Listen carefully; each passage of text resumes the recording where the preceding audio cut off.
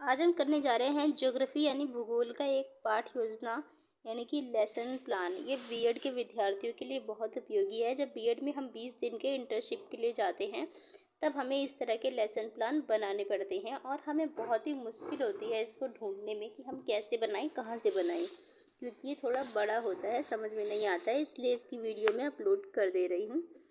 तो यहाँ पे हमें लिखना होता है पहले पाठ योजना संख्या कौन सी है आपकी, तो मेरी थी 8वीं, इसलिए मैंने 8 लिख दिया है। यहाँ पे हमें दिनांक लिख देनी है, फिर कक्षा लिख देनी है, किस दिनांक को आप ये पढ़ाने जा रहे हैं ये लिख देंगे।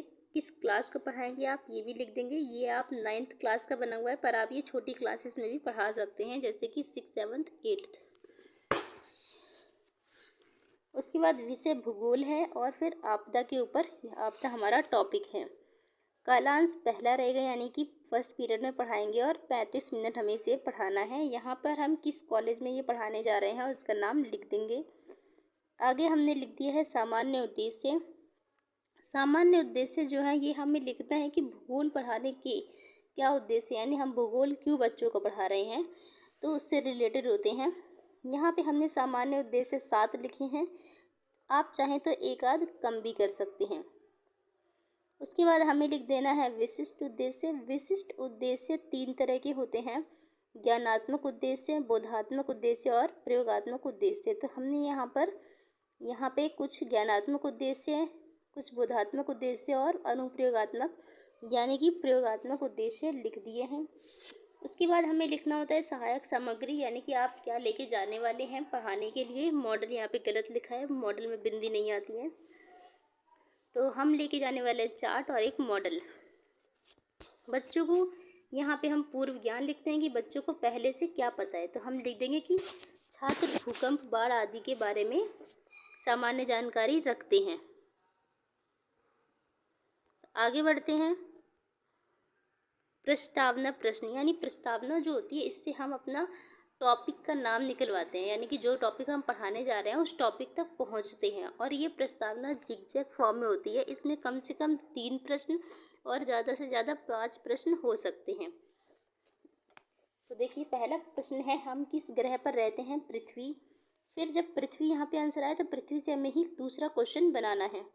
तो जब पृथ्वी कंपन करती है तो उसे क्या कहते हैं, तो हमने लिख दिया भूकंप।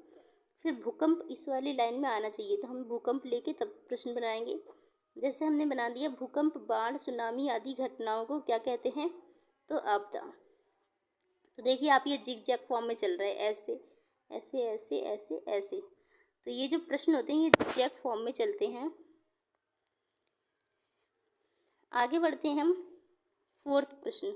तो हमने ये प्रस्तावना का 4th प्रश्न है, हम पूछेंगे कि आपदा के विषय में आप क्या जानते हैं। तो यहीं पे समस्यात्मक हो जाएगा, या तो हम टॉपिक पे पहुंच जाए या फिर समस्यात्मक प्रश्न बना दें।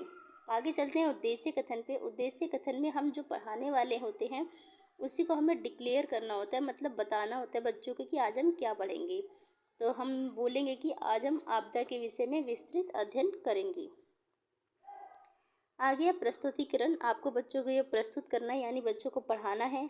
आपदा को अंग्रेजी में डिजास्टर कहते हैं। डिजास्टर फ्रेंच शब्द डिजास्टर शब्द की उत्पत्ति डिजास्टर से हुई है, जो 2 शब्दों डैश और ऑस्ट्रे से मिलकर बना है। डैश का अर्थ है अशुभ और अस्ट्रे का अर्थ है सितारा। तो इस तरह से आप इसको समझाते चले जाएंगे। और यहाँ पे हमें एक कॉलम बनाना है छात्र क्रिया। बच्चे क्या कर रहे हैं, ध्यान से सुनेंगे। और यहाँ पे विधि प्रविधि, विधि और प्रविधि कौन सी है, व्याख्यान विधि, यानी हम यहाँ पे व्याख्या कर रहे हैं। यहाँ पे श्यामपट्ट कार्य आपको लिखना है। डिजास्टर फ्रेंच शब्द, यानी शॉर्ट में श्यामपट्ट पे लिख देना है जो आप बोल रहे हैं उसी को। आगे बढ़ते हैं हम। तो इसमें आपको समझाना है और ये ब्लैक बोर्ड पर भी थोड़ा थोड़ा लिखते जाना है। तो ये भी हम समझाते चले जाएंगे। उसके बाद हम समझाने के बाद यहाँ पे 2-3 बोध प्रश्न कर लेते हैं, यानी कि जो हमने पढ़ाया है उसमें से कुछ प्रश्न कर लेंगे, बच्चे उसका उत्तर देंगे क्योंकि अभी भी आपने पढ़ाया है उन्हें। उसके बाद हम अगला पॉइंट इसका स्टार्ट करेंगे, प्राकृतिक आपदा। तो हम स्टार्ट करें प्राकृतिक आपदा कि प्राकृतिक आपदाएं क्या होती हैं।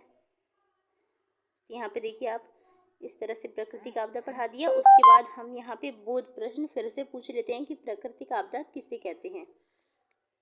उसके बाद हम आगे बढ़ते हैं। ये खत्म हो गया। फिर हम आ जाते हैं बोधात्मक प्रस्तुति, यानी कि ये पूरा टॉपिक पढ़ाने के बाद, आपदा नाम का टॉपिक पढ़ाने के बाद बच्चों से हम कुछ प्रश्न पूछते हैं।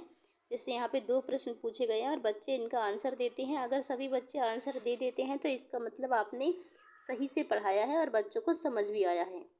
फिर हमें यहाँ श्यामपट्ट कार्य, यानी जो भी आपने ब्लैक बोर्ड पर लिखा था वही चीज़ें हैं यहाँ पे, यानी आपने ब्लैक बोर्ड पर ये सब चीज़ें लिखी हुई हैं पढ़ाते वक्त, समझाते वक्त।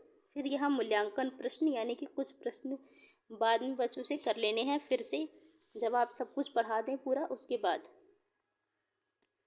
फिर यहाँ पे कुछ होमवर्क हम बच्चों को दे देंगे, आपदा के विषय में विस्तार से लिखें। ये बच्चे घर से करके लाते हैं।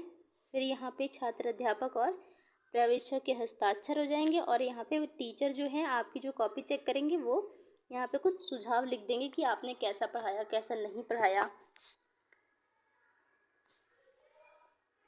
तो यहीं पे आपका लेसन प्लान ख़त्म हो जाएगा।